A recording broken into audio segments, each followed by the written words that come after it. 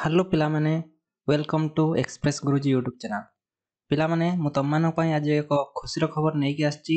Finally अपेक्षार घड़ीर अंत घटी आम जो आज जाए अपेक्षा करी रही तार नोटिफिकेशन टी आज आसी जाइए। हाँ पिला माने ओटीटी रो नोटिफिकेशन जारी हो सारी एवं माध्यमिक शिक्षा परिषद ओडिशा आज तार नोटिफिकेशन जारी करिछि। आज आम ए वीडियो रे पूरा ओटीटी नोटिफिकेशन विषय डिटेल रे जानिबा केबेठारु एप्लिकेशन आरंभ होउछि, कोन कोन डॉक्यूमेंट दरकार पड़िबो एवं किपरि आपण माने अप्लाई करिवे से सब विषय पूरा डिटेल रे आमे आलोचना करिबा।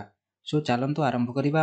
सो पिला माने आपण माने देखुथबे 19/2 रे नोटिफिकेशन टी जारी हेछि, माने आज ए नोटिफिकेशन टी जारी हेछि। ए नोटिफिकेशन अनुसार हमर ऑनलाइन एप्लिकेशन फॉर्म आरंभ हे जिवो। एटा ऑनलाइन ले फिलअप हबो एवं bscodisha.ac.in ले ही आमे ए वर्ष मध्ये ऑनलाइन ले अप्लाई करि परिबा। ऑनलाइन एप्लिकेशन पोर्टल 24/7 ओपन रहिबो। आपण माने बोथ पेपर रे एप्लिकेशन भरि परिबे। एप्लिकेशन प्रक्रिया आरंभ हबो 22 माने आसंता काली सकाळ 8 टारू एवं शेष हबो मार्च 8 तारिख पर्यंत। एटा रहिबो मार्च 8 तारिख 11:45 पर्यंत एप्लिकेशन पोर्टल ओपन रहिबो।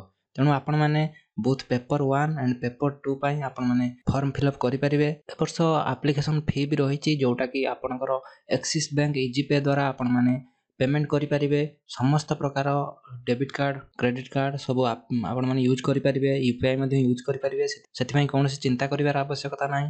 हेरि गोटे कथा आपण मानको ध्यान देबा पड़िबो जे आपणकर ऑफलाइन फी पेमेंट ता मार्च 8 तारिख पर्यंत रहिबो, किंतु आपण माने मार्च 9 तारिख पर्यंत ऑनलाइन ले फी पेमेंट करि परिबे एवं ऑनलाइन रे अप्लाई करि परिबे। समस्त step by step application process हमर bscodisha.ac.in ले उपलब्ध हेबो। तेणु सेटा वर्तमान मु चेक करूतले सेटा उपलब्ध नाही। जेतेबेले सेटा उपलब्ध हबो मु आपण मानकु स्टेप बाय स्टेप रे बतेइबी आपण माने किपरि एप्लिकेशन फॉर्म भरि परिबे। तापर 5 नंबर पॉइंट कहूची जे आपण माने बोथ पेपर 1 किंबा पेपर 2 रे आपण फॉर्म फिलअप करि परिबे। जदि आपण माने बोथ पेपर 1 एंड पेपर 2 रे फॉर्म फिलअप करिबा चाहउचंती ताहाले आपनको सेपरेटली दीटा फॉर्म फिलअप करिबा पड़िबो। ओके, दी थर फिलअप करिया पड़िबो एवं दी थर पैसा पेमेंट करिया पड़िबो। आउ आपण जदि गुटे पेपर रे करिबा चाहउचंती ताहाले केवल गुटे पेपर रे फिलअप करिवे एवं थरे भी पैसा देबे। तापर 6 नंबर पॉइंट कहूची जे कोनोसी परिस्थिति रे लास्ट डेट घुंचीबार नाही। तेणु आपण माने यथा शीघ्र ए निर्धारित तारीख मध्य रे ही अप्लाई करंतु। तापरे 7 नंबर पॉइंट कहूची जे आपण माने समस्त तथ्य ठीक भाव में दियंतु।